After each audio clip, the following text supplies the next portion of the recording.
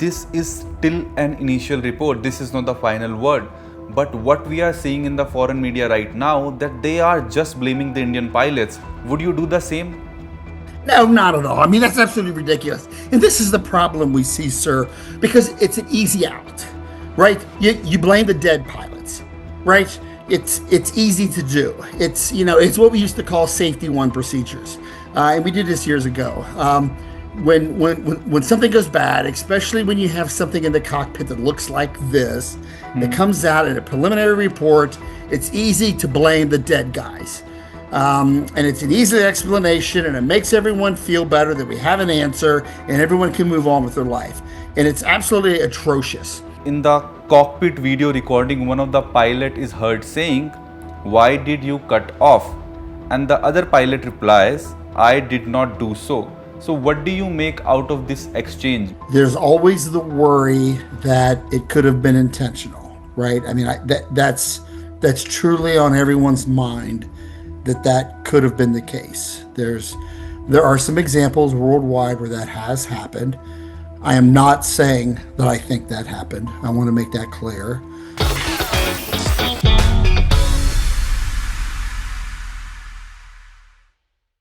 Hello and welcome to ANI Interviews. I am Naman Yadav. Today we are joined by Shawn Pruchnicki, an aviation expert and former commercial airline pilot.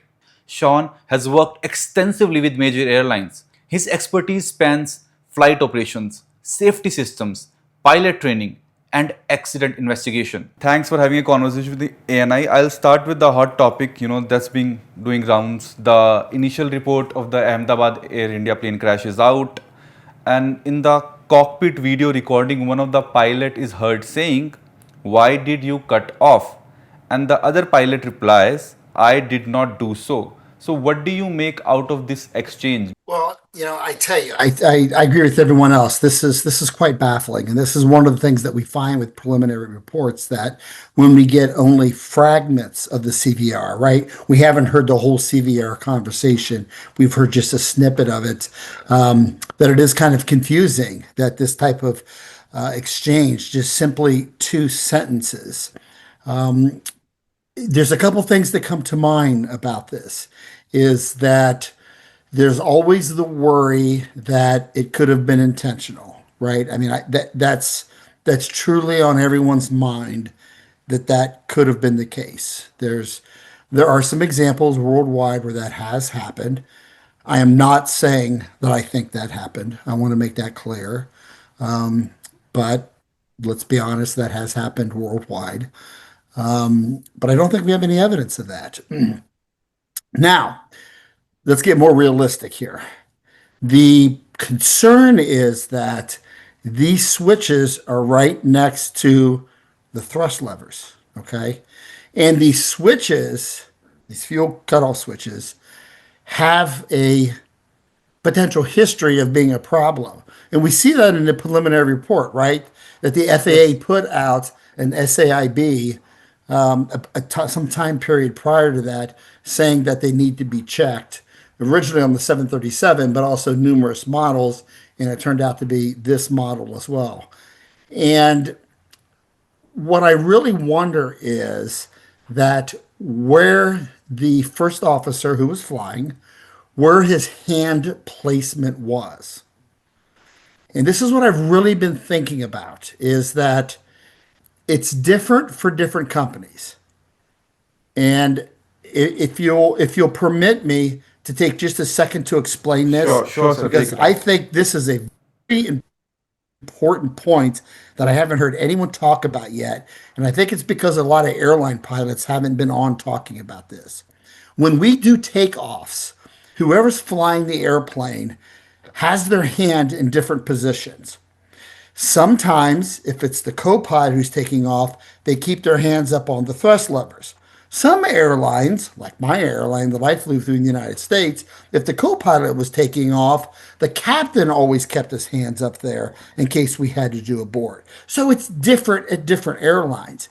And I really wonder what the procedure or the policy is for this airline if the co-pilot didn't have his hands down at the base of the thrust levers. And if he did, and if that's normal for this airline, if he had them down there, then his hand is very close to the fuel cutoff switches. Now, the reason, and if we have a problem with these fuel cutoff switches and you only move your hand, an inch or a half inch, then it would be possible to bump these switches and possibly turn them off. Now, I'm not saying that's what happened. What I'm saying as a former accident investigator, actually a current accident investigator, I still do some of this. That's something that I would put on the list. That's something that I would think about, especially since we know these switches have a history of problems. I don't know if this company has verified that these switches on this airplane have been verified and checked out to be safe and compliant with that SAIB. What I would say in conclusion is to everyone, we have seen this before with other types of switches in airplanes. We had an accident here in the United States several years ago, a 767 Atlas Air that crashed in Texas. Pilot put his hand on the speed brake, like we all do, and his watch bumped the go around switch. And all of a sudden, the airplane violently pitched up and they got confused, disoriented. The 767 crashed. It was an ergonomic problem. It makes me wonder about that. Sean, just to make sure that our viewers get to know, there is only one way it has to be done manually. You have to take your hand there and you have to switch it off. It cannot be done automatically or via at any other means. It has to be done manually. Those switches needed to be off manually, right? Yes, that is correct. That is the way to turn off the fuel. Now, there is one other way to turn the fuel off on these airplanes is if you have an engine fire and you go and you pull the engine fire handles, that will also cut off the fuel. So when you have an engine fire procedure, one of the steps is to pull the engine fire handle, and that does things. And on the Dreamliner, I don't know how many it is. Different airplanes are different. Sometimes it's six things, sometimes it's nine things, but it's always one of those things is always to cut off fuel. So as a side note, yes, there is one other way to do it. You pull the fire handle. Obviously, that didn't happen in this case. We have no evidence that it happened. So for yes, to answer your question, in this case, that is the way to shut off the fuel. Yes, to pull those switches back. Did they? For a My question is, my yes. wondering is, did they simply just get bumped backwards because they both came back at the same time? Were they intentionally selected, or were they simply bumped by his hand that was there at the thrust levers? Because the disengagement, as talked about by the FAA, I don't know. I just wanted to ask about Boeing. It has been under fire for a lot of reasons. It has it has had to temporarily halt its planes, and it has been facing a lot of scrutiny. And if I'm not mistaken, between 2020 and 2022, due to quality control issues in the fuel usage, there were issues and it had to halt its deliveries. So should Boeing also be under radar? Because what I got to know is that they have issued a statement in private that there is no issue with the fuel switches, it is very fine and everything is working fine. But at the same time, what we are seeing that other airways, whether it's Etihad or Korean Airlines, they are also asking their pilots to remain cautious, to just take care that everything goes well. So it is some sort of sounding, ringing alarms in my head that You, you're exactly right. Look, this is what manufacturers do. Okay, let's put Boeing's problems in the past. Let's just say that nothing has happened to Boeing. A manufacturer is still going to do this. Okay, they're still going to say this. All right, especially a man problems that Boeing has had. But the reality is that's not true. The FAA put out an SAIB on those switches for all those different models. I mean, I'm looking at it right here off to my side, and there's a huge list of airplanes with different part numbers that have had these potential problems. But And what I think is interesting is, and I'm very concerned and quite unhappy with, quite frankly, with the FAA that they made this an SAIB instead of an airworthiness directive. huh, I am that's what my startled that they didn't make this an airworthiness yes, directive. I'm sorry to interrupt you. My research says that FAA had issued a warning about a possible flaw in the fuel control switch, but it was more sort of an advisory and not Exactly. mandatory. That's exactly right. And I think that's ridiculous. I was stunned by that. They made this an SAIB, so it's an advisory, which means, you should take a look at it, something to think about.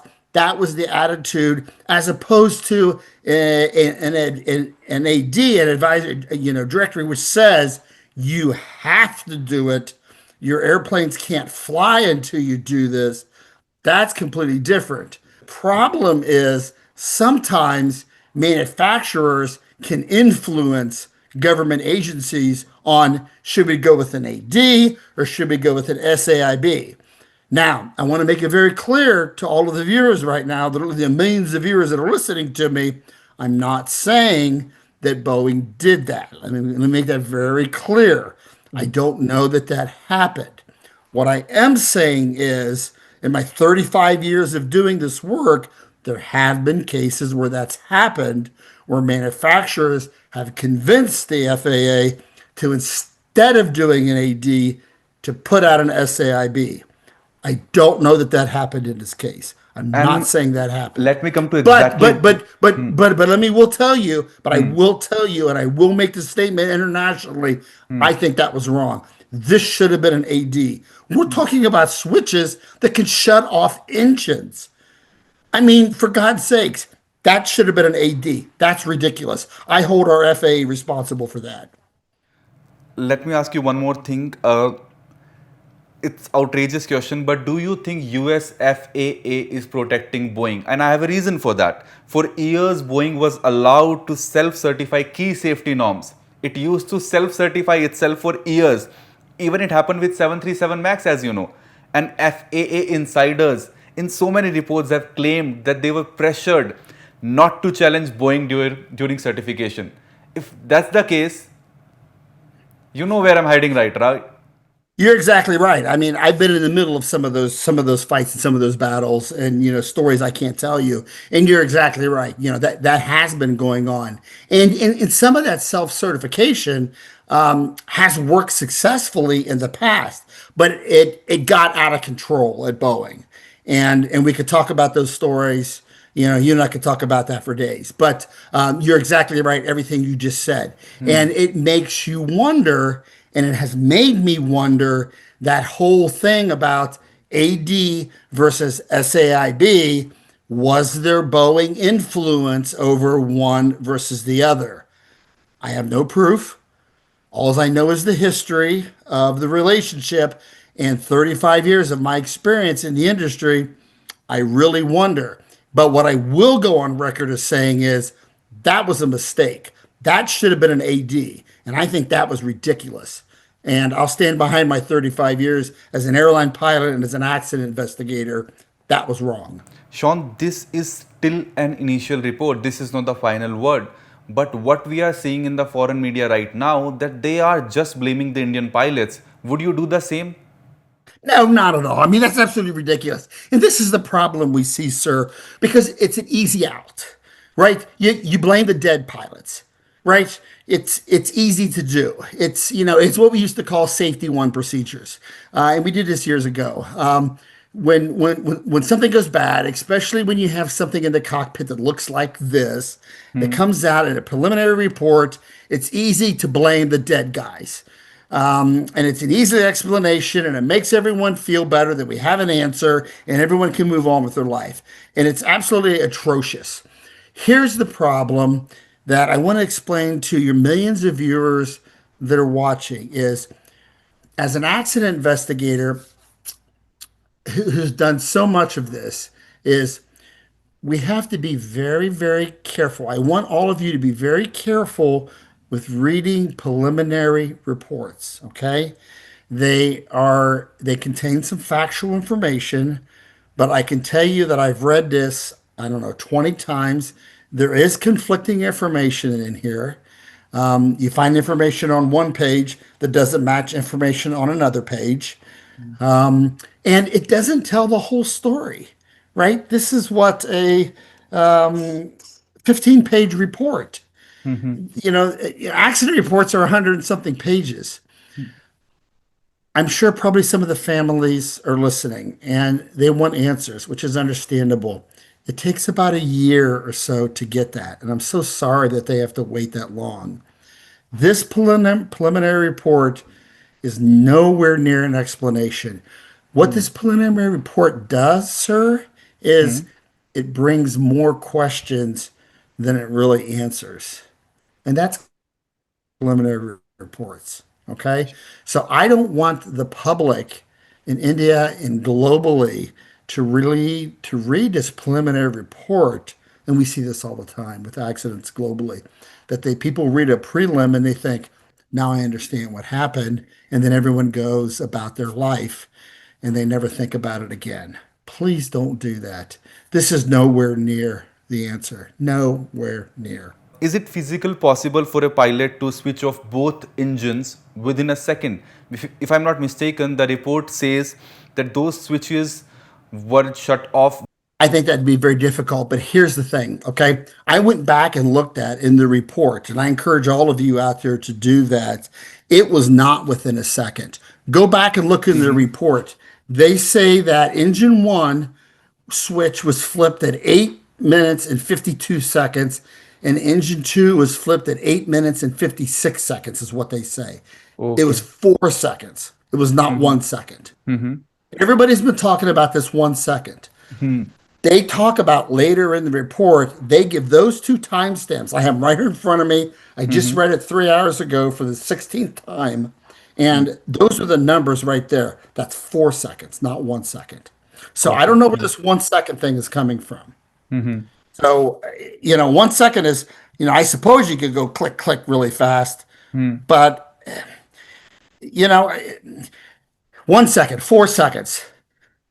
Was it intentional? Was it one of these suicide homicide things that we see every 15, 20 years? I don't know. It, Look, there's 20, 30 different explanations why this could have happened. You and I right now are talking about two or three of them. Okay. And that's what's important. And we have to wait till more information comes out. One of the things I'm worried about is we don't have, as I understand in this investigation, we don't have airline pilots involved. The Indian authorities, this is being run by the military and the Indian authorities, is my understanding. Maybe I'm wrong, and maybe there are people in India listening right now that are upset and saying I'm totally wrong, and I apologize if that's the case. I have sources telling me that that's not the case, that the Indian ALPA authorities, that India ALPA is not involved, which is absolutely atrocious if that's true. If that is true, all of you should be absolutely mortified. I don't know how involved the NTSB is. I know the National Transportation Safety Board is there, which they're allowed to be there as part of ICAO Annex 13. I hope they're involved. I hope they're helping. If they're being ostracized and not helping, that's a serious concern. My Sure. point is, my Yes, yes. point is, you guys need all this expertise. I'm not saying that your government and your agency is not capable. I'm not saying that at all. What I'm saying is these accidents are complicated, and we need, any agency needs a lot of resources, a lot of people to come involved to help sort these things out. Look how complicated the things we've talked about already, right? These are complicated issues. I just I just wanted to ask, in this case, in hindsight, I mean, if both engines were restarted just seconds before the impact, is there anything that pilots could have done differently to save all those lives? Well, the first engine, Engine one, which is the left engine, did start to spool up, and it was starting to produce some thrust. The problem was it wasn't started soon enough. Maybe, and I don't know the exact time, you would have to do the engineering calculations, maybe 10 seconds sooner or so. Mm-hmm. If it just would have had a little bit more time to spool up, then it would have produced enough thrust that they would have been able to climb out. The second engine was still spooling down Mm-hmm. before it had a chance to start spooling up because the cutoff switch had been already put up to on. So both switches had went back to on.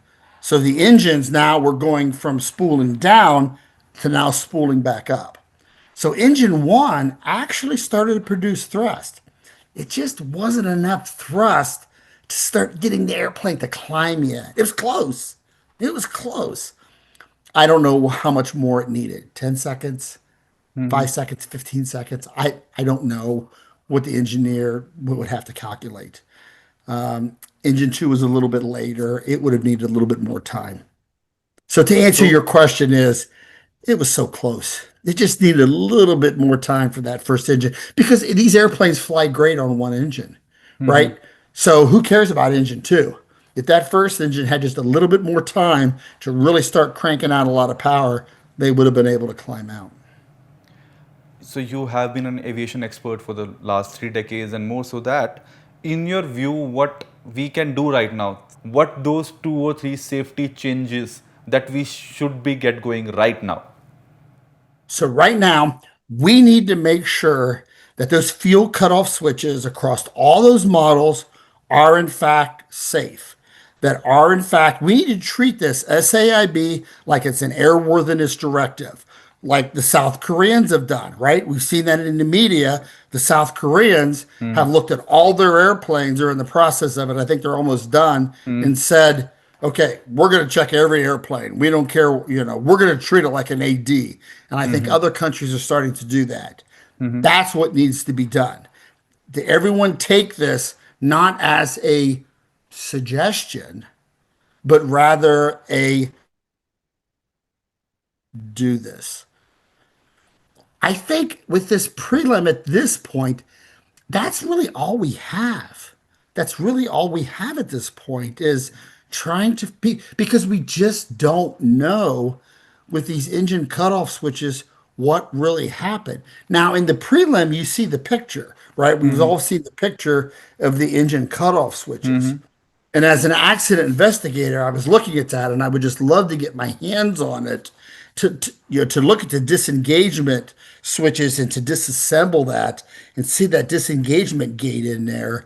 And I'm sure your folks are going to do a great job of of tearing that apart and looking at that. And I'm sure they will, and that's going to be in the final report. That's going to be key to understanding this accident. And I'm sure they're going to do a great job of disassembling that piece. And that picture's in the prelim. I'm sure they're going to disassemble that perfectly, and your engineers are going to look at that, and that's going to do so much to understand this accident and why this happened. But I want to point out, maybe in closing or so, that I think ergonomically, that's one of the parts that I do as part of my job as a PhD and a researcher and an accident investigator is the ergonomics of this. I really want to know where his hands were because we've seen this time and time again with some accidents. If his hands were rested down there at the bottom of the throttle quadrant, then he was only an inch or two from those fuel cutoff switches. And if his hand slid back from a little bit of turbulence or something, is it possible he bumped those switches and they slid back? I don't know. I would put that on the list of the 20 possible things that could have happened, 10 possible things that could have happened. I don't know. My final comment, I guess, or one of the comments I would make to the families that are in so much pain, and I know that so many of the families have probably read this prelim is, I'm so sorry this doesn't answer for you exactly what happened.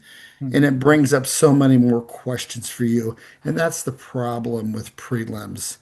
So, I bless all of you and just please hang in there. It's going to take a year. Hang on as best you can. Your government's going to get to the bottom of this. You have a lot of help there. Our NTSB is there. Let's get to the bottom of this and let's get a good explanation about the tragedy and your losses. Why don't we have cameras in the cockpit? We should have CCTV cameras or cameras in the cockpit. Is it possible, as an investigator or as an aviation expert, do you think we should have cameras mandatory in every single cockpit of Yes, world's I, plane? I do believe that. And I'll tell you why. I was a member of the Airline Pilots Association, ALPA. In fact, I was the director of human factors for the Airline Pilots Association here in the United States for many years when I was flying actively. And this is one of the things that I disagreed with. ALPA is at that time and is, I believe, I can't say 100% because I don't follow that anymore, but I'm pretty sure it's still the same. I'd say 99% sure they are against still cameras in the cockpit. And I disagree with that. I disagreed with that when I was the director of human factors at ALPA. I argued with them. I lost. ALPA believes that it is a violation of the protection of their confidentiality of the pilots to have cameras in the cockpit. And ALPA is worried about those videos being leaked to the general public, which has happened a few times with cockpit voice recorders. Cockpit voice recorders are supposed to be protected and never released to the public, as we all know. However, there have been a few accidents where they have been leaked. My accident for my airline, that happened, actually. My airline crashed in Lexington, Kentucky back in 2007. And quite surprisingly, our CVR showed up on the internet about 6 years later. We don't know how it happened. ALPA's concern is that videos in the cockpit will also end up leaked on the internet eventually, and families will end up seeing what it looks like when the devastation happens in the cockpit. I understand that. However, to your point, it's a tremendous data point for investigators to be able to see, to be able to visualize. And I think it's worth the risk to be able to visualize. And I agree with so many people in the industry globally that yes, we should have cameras. I think it's worth the risk. ALPA doesn't agree with me, and all my friends at ALPA, this is the one I go against them. Yes, I think we should have cockpit video in the cockpit. Thanks, Sean. Thanks for having a conversation with ANI. It was really great talking to you. Outstanding. I always enjoy speaking with you. Thank you, sir. Thanks a lot. Take care.